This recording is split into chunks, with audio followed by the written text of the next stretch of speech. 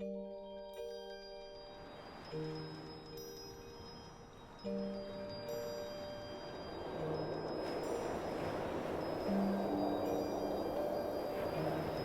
piace lavorare la pietra come passatempo più che altro. È un'ispirazione che mi fa piacere. Delle mie arti non voglio trasmettere niente, perché penso che siano opere uniche e non c'è bisogno che devo trasmettere altre cose, perché nessuno può, diciamo, penso, realizzare quello che io faccio, non devo trasmettere niente in quello lì.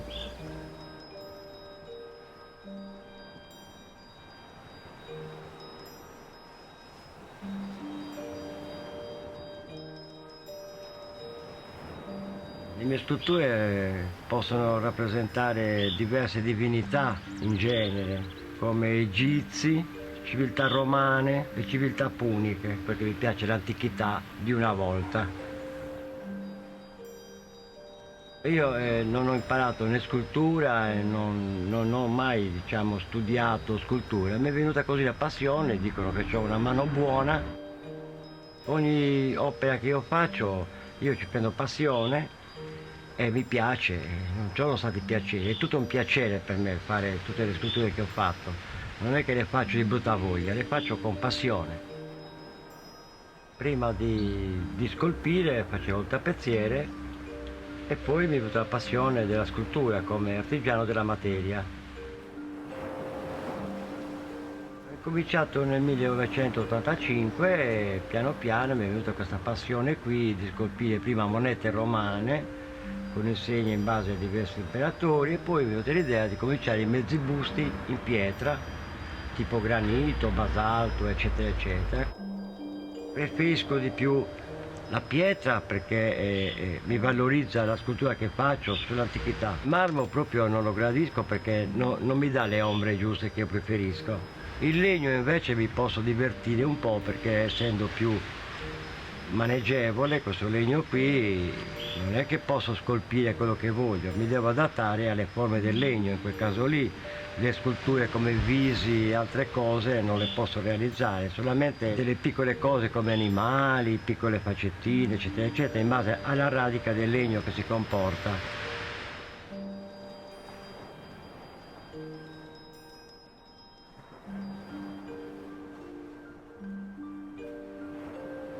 Quando io prendo una pietra, l'idea c'è più o meno, ho varie idee di costruzione della scultura. Man mano che io tiro fuori il viso, dopo, in base alla pietra che ho in più, diciamo della pietra, immagine della pasta, della pietra che c'è in più, riesco a realizzare dopo in seguito, però non penso mai di realizzare, di pensare prima a quello che faccio. Man mano che la faccio, io la realizzo la scultura. Magari posso cambiare versioni di scultura, sia uomo, donna o altri personaggi.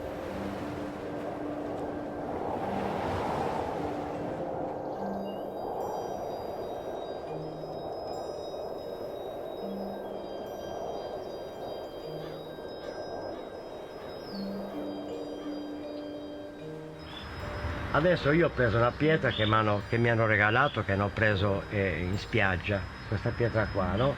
E sto realizzando un viso, peserà adesso una cinquantina di chili. Prima realizzo il viso e poi naturalmente in base a quello che ho tirato, ho realizzato il viso, in base all'idea che mi viene man mano che lavoro, posso fare, non so, dei capelli, una coroncina, posso realizzare un uomo con una corona tipo un re Salomone, un altro tipo di genere, anche una donna, una regina, o qualsiasi cosa. Non è che sono come Geppetto, che con Pinocchio che ha realizzato la sua scultura e poi Geppetto si è messo a parlare. Io non pretendo che la scultura si è messa a parlare, però diciamo è un'opera che quando riesco a realizzarla mi piace, la curo accuratamente come se fosse, diciamo, un figlio di casa mia. Adesso non si vede niente, vedi? non è che penso di fare quello che decido.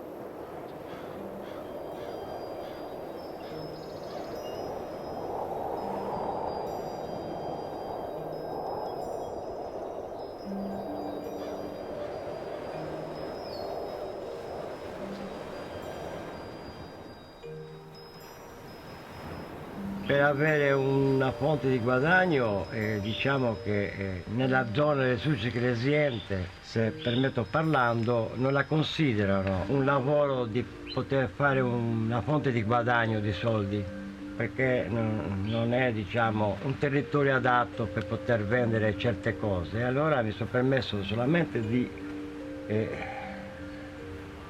farle come passione e non di venderle, perché se dovessi farle per vendere, diciamo, queste cose qui, allora verrebbe la fretta di farle e allora non uscirebbero bene come la penso io, uscirebbero fuori delle porcherie.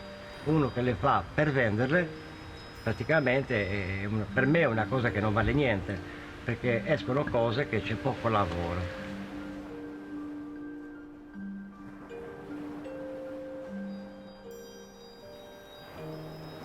In base a certi lavori che ho fatto, ho presentato una mostra all'Arciere e si è accorto, diciamo, Roberto Lai, che è un presidente della mostra dell'Arciere, e mi ha scoperto lui, e lui sta facendo qualcosa per me, diciamo, per farmi conoscere un po' dappertutto.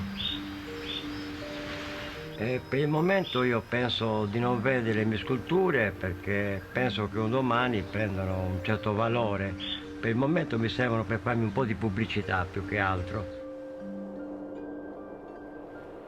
Progetti per il mio futuro non ne ho, perché se uno fa dei progetti per il suo futuro, sulle sculture specialmente, diciamo, progettare sculture per un futuro, come dicono tutti, non esiste, perché di solito tutti quelli che fanno scultura, pittura, eccetera, eccetera, il loro futuro se lo trovano sottoterra, perché quando vengono, diciamo, conosciuti, loro non esistono più. Allora io un futuro non ce l'ho sulla scultura fino adesso, perché fino adesso non c'è niente, le faccio, piacciono, può darsi che magari muoio prima e il futuro io non posso realizzare il mio futuro, diciamo, sulle mie sculture, perché adesso non sono valorizzate, magari un domani quando non ci sarò più il merito se lo prenderà chi le avrà in casa o in qualsiasi posto.